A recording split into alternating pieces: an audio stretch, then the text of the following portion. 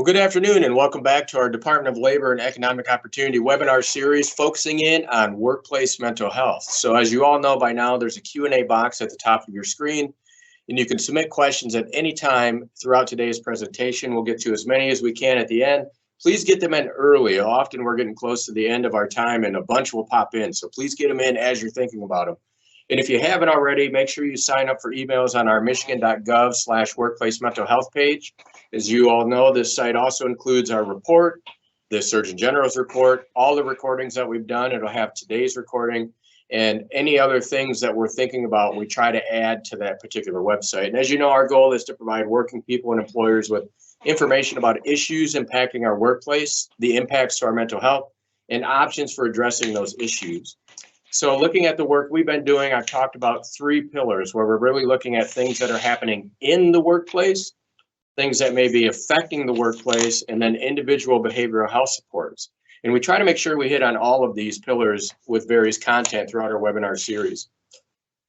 In our outreach, I talk a lot about systems and structures. So we focus on chronic stress from our Department of Labor and how that impacts people. And while we believe that dealing with individual issues is important, it's becoming more and more clear to us that we have to keep a focus on system level interventions to make sure that we're targeting things that hurt our mental health or help our mental health and doing more of that, because it's not always about just the individual and trying to make sure they have access to support. So over the past few months, we've had experts on various aspects of how technology has been impacting us in our work, including how we communicate, how it builds on the stress that we're already enduring through work, and how we need to evaluate different work tools.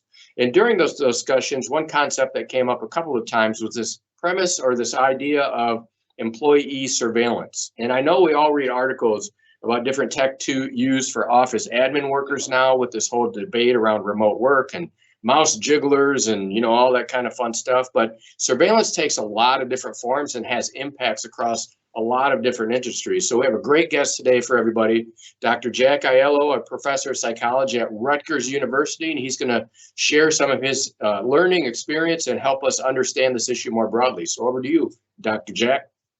Okay, thank you very much. Appreciate it. I'm looking forward to our Q&A at the end, but in the meantime, let me just introduce the topic. The fact that we're going to be talking about this employee surveillance is a real contentious issue in many organizations. And one of the things that's happened over the years is that the American Management Association, for example, found that almost 3/4 of companies use surveillance techniques, and they are more likely to use things like internet observation. They are, half of them are talking about tracking employee keystrokes, talking about monitoring employee email, and of course, we know about cameras that are mounted in different spots and other kinds of surveillance activities. Now we have smart badges, which can have a chip in it, which would indicate both location and other information about the individual right on their little credit card size little badges. And so that gets them into the organization. It gives a kind of overview. Let me just tell you how I got involved in this area. And we're talking now about going back to the late 1980s. I was doing a big study of 7 organizations within the telecommunications industry. And I was interested in the whole area of employee productivity, employee measurement of their activities. And so together with Belcor, what I did was to create an interview format that also had focus groups involved. And for every level of these organizations, what I was able to do was to have a finger on the pulse of exactly what is it that the organization uses monitoring for, what kinds of constraints there were, and what kind of issues it raised.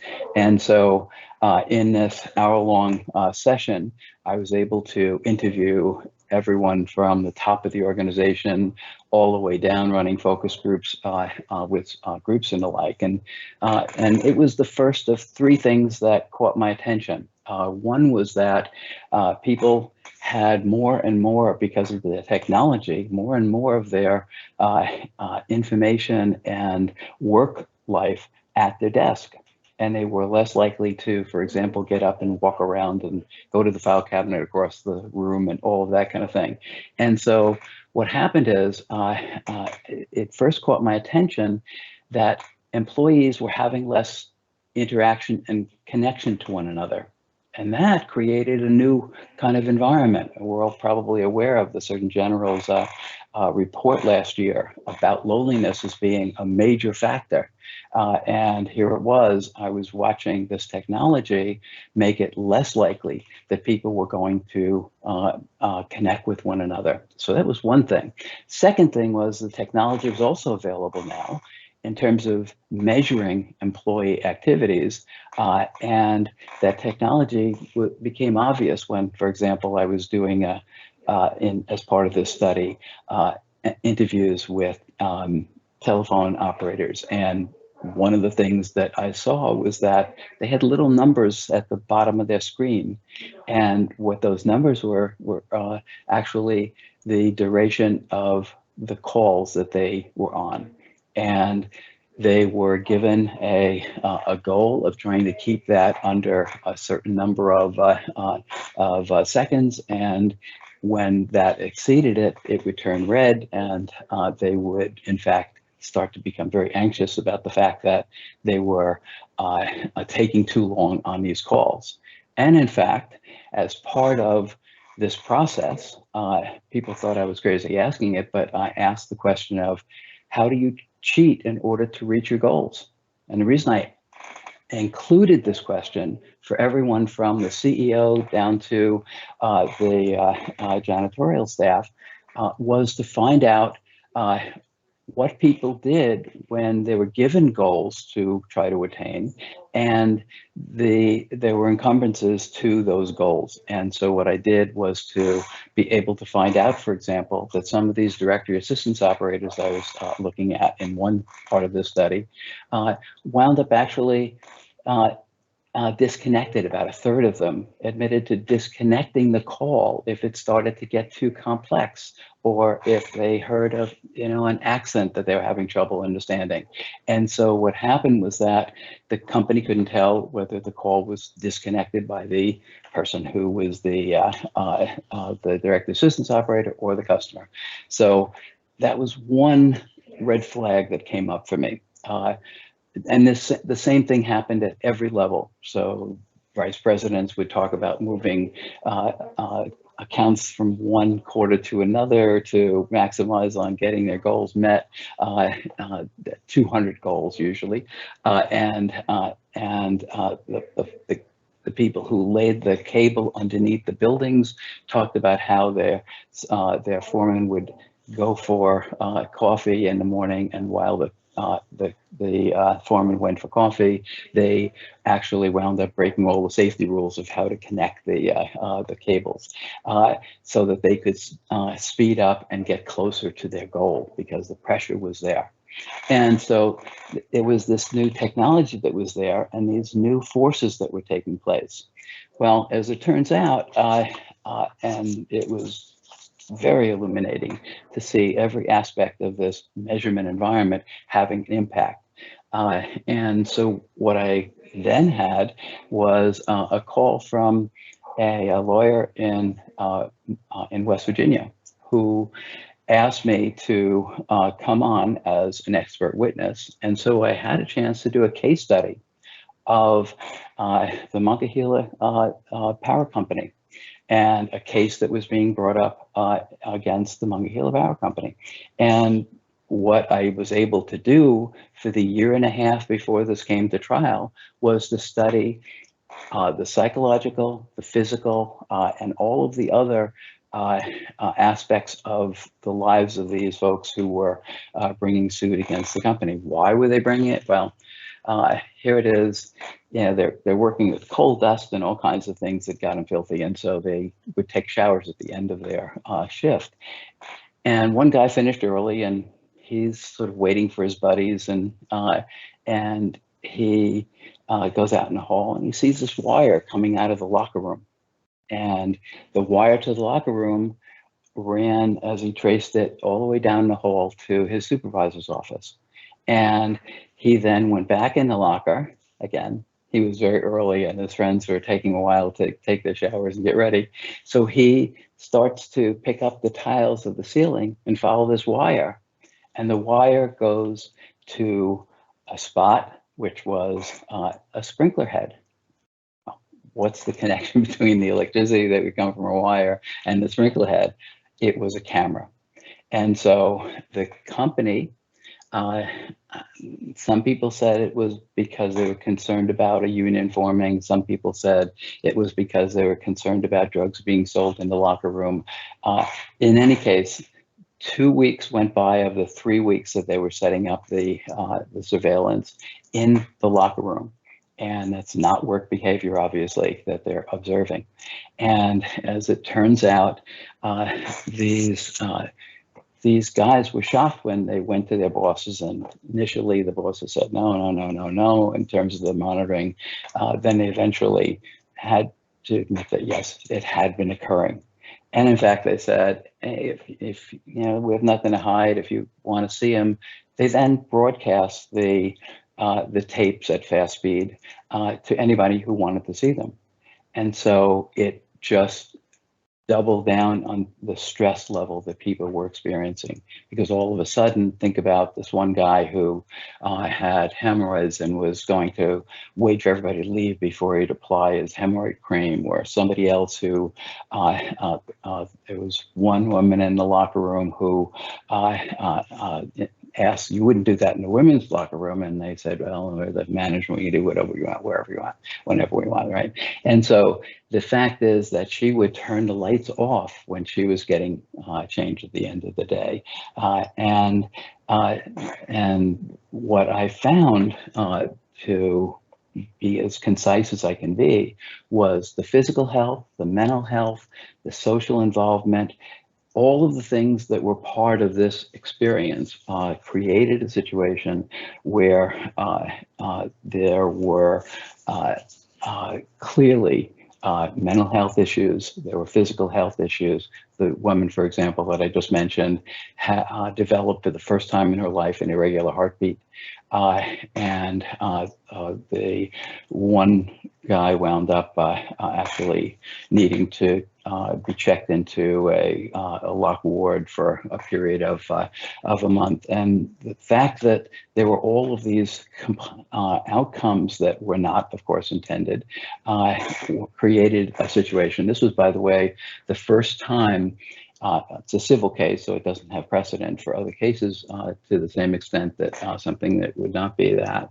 But what it did was to be the first time that the jury wound up awarding financial damages to the to those bringing the suit, and in fact, there was a permanent injunction against the organization to do this kind of monitoring in private places.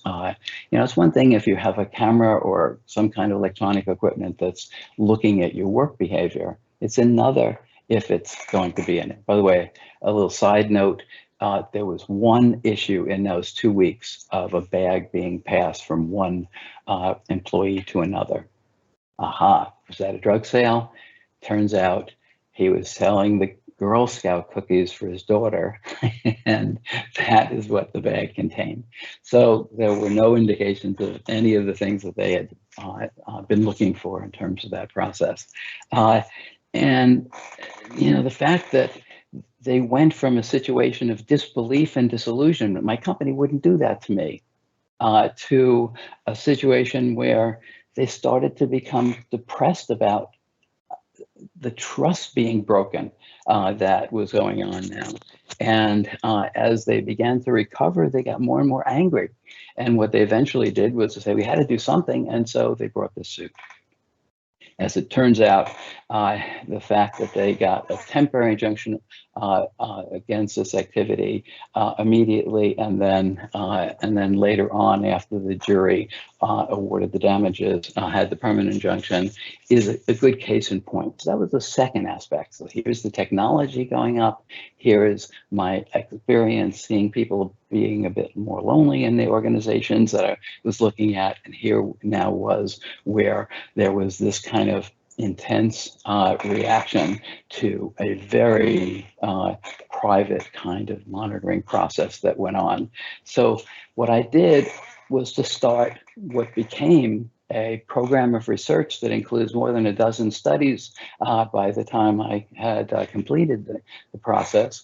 And what I was interested in doing was seeing what happens when people are exposed to continuous monitoring in the workplace. And what I did was to use a social facilitation framework. And what I mean by that, I mean that social facilitation basically says that the presence of others, whether it's an audience or whether it's your supervisor or other employees, in fact, arouses a kind of general drive within people that increases the emission of dominant responses. Not to get too complicated here, it's basically if you find something easy to do, that is something that if other people are around, you do it in a more productive manner. On the other hand, when these dominant responses are not there, you're learning a task, for example.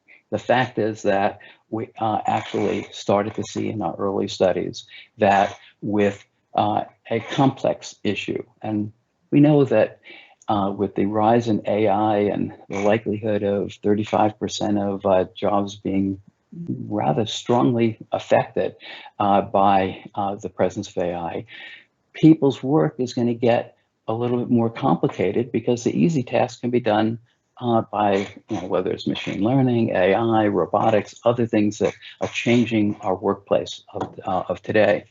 And so when these dominant responses are incorrect responses because you're just learning the task or it's a difficulty, the slightest bit of difficulty in the task, the fact is that social facilitation theory would say that your performance when you're being observed will actually go down.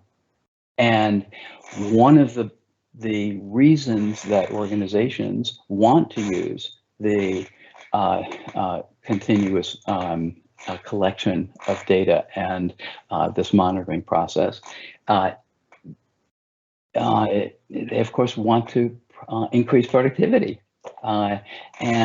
Because it used to be the case that everybody probably knows the phrase management by walking around, where basically people would have somebody have their supervisor maybe pass by their desk a couple of times daily and or look over to the person working and the like.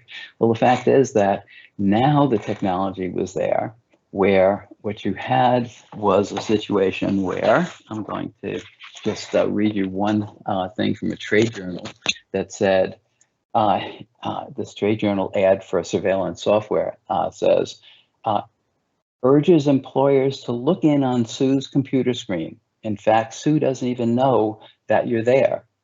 Hit the key again and off you go on the rounds of the company, viewing one screen after another, helping some, watching others, disciplining others yet, all from the comfort of your own chair. The fact is that the technology is available for that kind of continuous observation. And so we have to keep that in mind as we look at the results. And so across these dozen studies or more, what I was able to do was to show consistently that simple task performance or things that were well learned tended to be done better when there was this observation, including electronic observation. Because what I found was that continuous electronic communication observation was literally identical to that manager being behind you in person, or that those co-workers being able to see what you're doing. And so that created an interesting kind of dynamic where all of a sudden there was this increase in simple task performance and decrease whenever there was any complexity in the job. And so what we have is a situation where employers are starting to see that there's a downside here if people are going to be doing more complex things in their job, and the simple tasks are going to be heading for the other. But what we had was a situation where employees also feel this break in a trust bond between them and the organization when all of a sudden the observation is discovered. It turns out that that there is no federal legislation, comprehensive federal legislation, to govern this kind of monitoring process.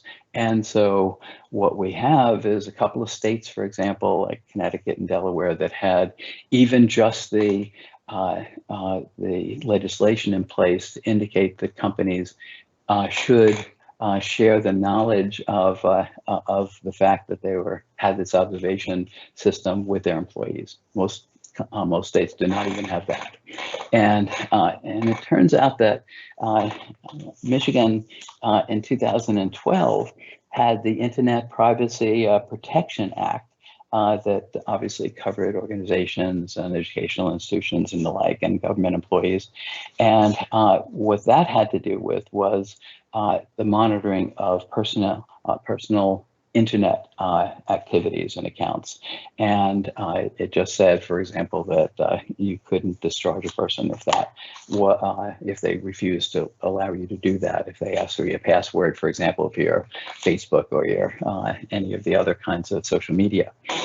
So what we have is a situation where as the technology continues to increase in terms of capabilities, we have a circumstance where employers are using these technologies, and the question is, how are they using it?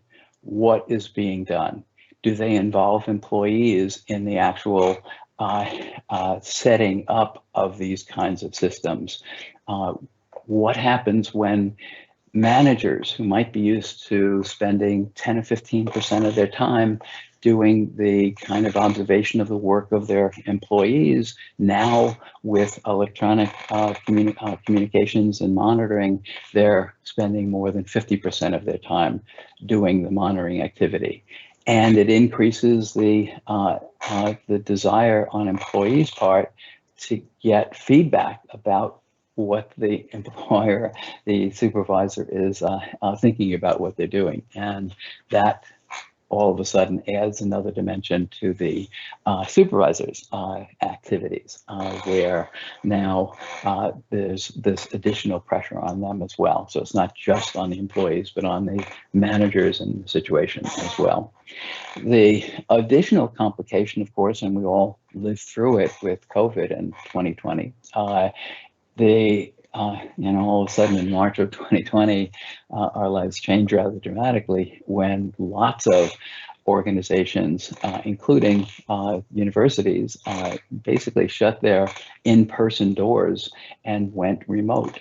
And one of the other three pillars of what happened way back in the late 80s for me was that I had done quite a bit of work with a very large computer company, and they had made the decision to send 5,000 of their employees home to work. And this was back, when the technology was really not that strong, and they were worried about, would people's productivity drop off because they went home? Well, I've learned a lot since then, and I've been working with organizations on the whole process of telework or telecommuting. The fact that people work from home, their lives change. The dog runs in front of the camera when you're on a call. The noises that come when the bell rings, or whatever it is that interrupts the process. And so we have this other dimension now of where people work in addition to how they work. And of course, a supervisor has that desire to make sure that their employee is not goofing off, or is not is actually doing the work that they're being paid to be able to do. And so there's that issue. And in some ways, this technology gives them an opportunity in doing that. But what it does is it puts extra pressure.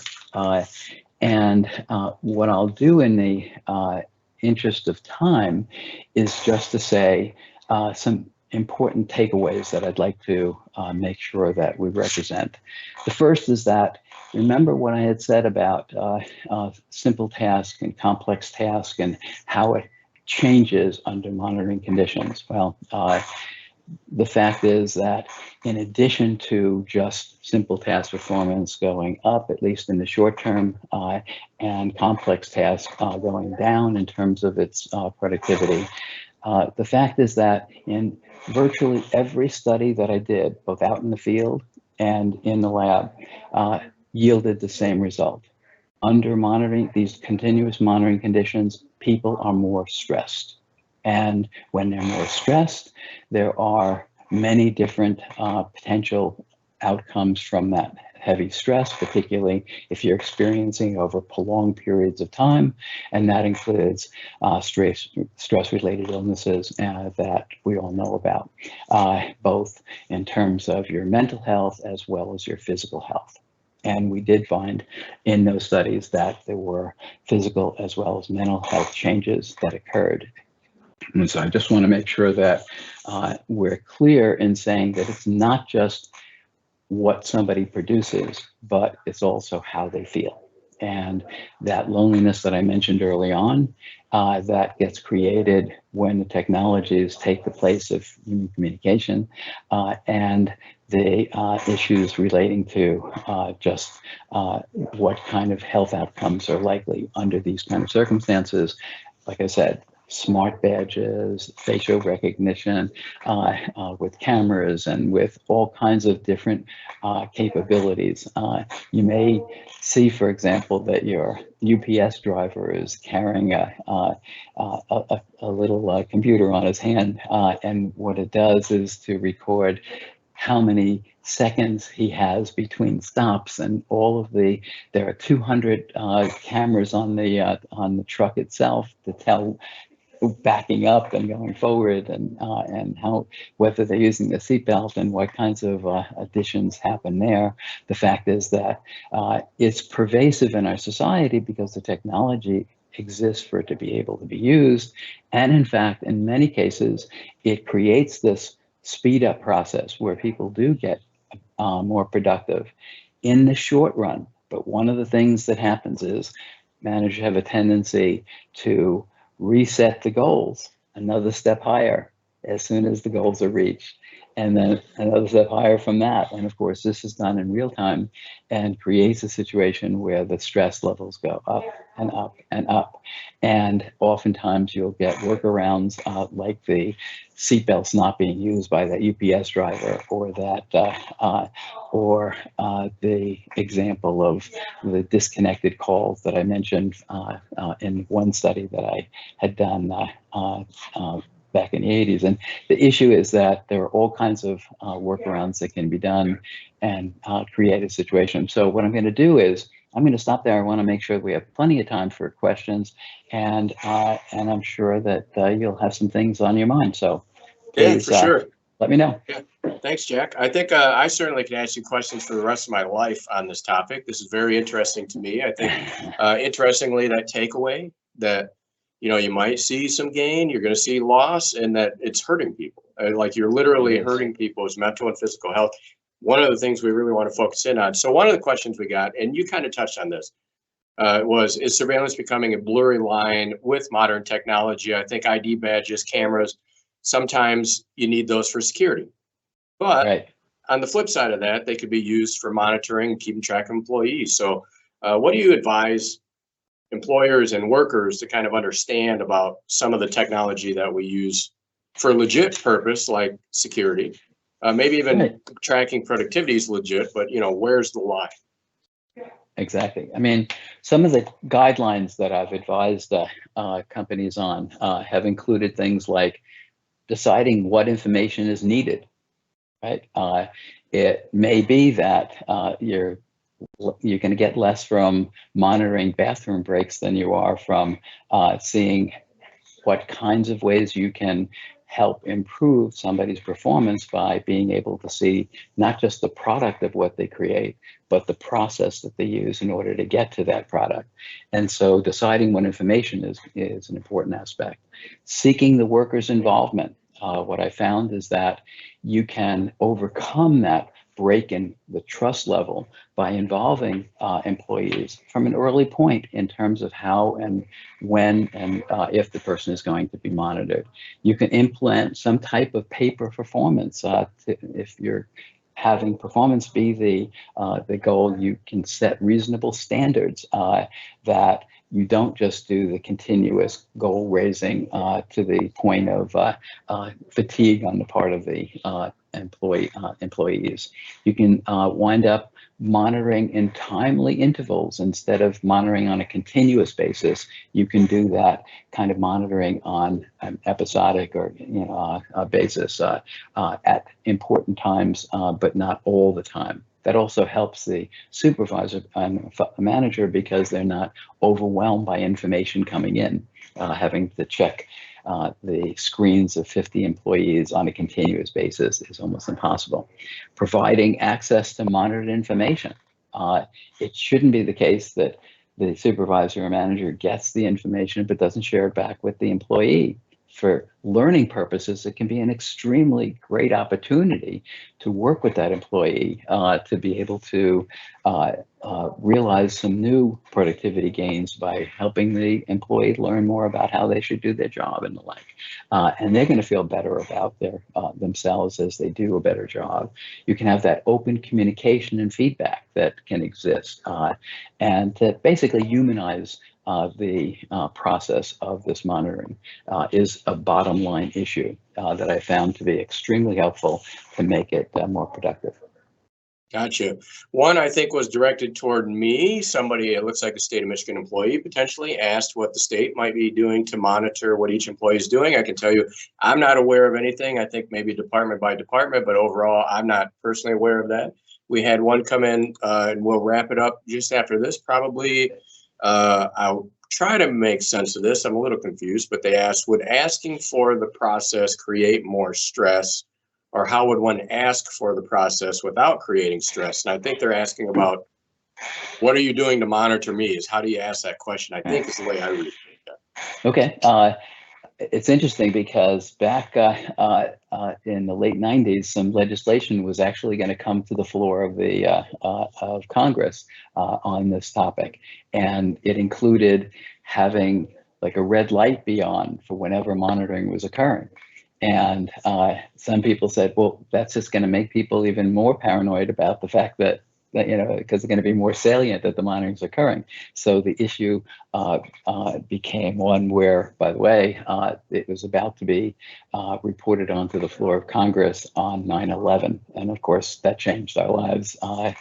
And it did not come to fruition in terms of the law. So what you can do is walk the line between making it so that somebody feels so self-conscious about everything that they're doing, especially when you're talking about keystrokes and talking about movement of the mouse and that kind of thing, and create a situation, again, where you humanize it and have a transparency so that employers and employees are privy to the same kind of information that's being collected and being used, hopefully for the better purpose of helping the employee do a better job, which of course helps the organization and also, as I said, helps the employee because you're going to feel better when you do a better job. Yeah, I love it. I think it's a great issue. We'd love to have you back too to get a little deeper and talk more about it. I think a few notes I made was, I'm familiar with a very big company in this country that uses cameras to monitor where every person is at all times and has little red lines pop up if you walk out of your green zone, and you basically get automatic discipline. And I think a lot of employers use surveillance to provide that. So you think about employers that I work with or talk with that are looking for employee engagement.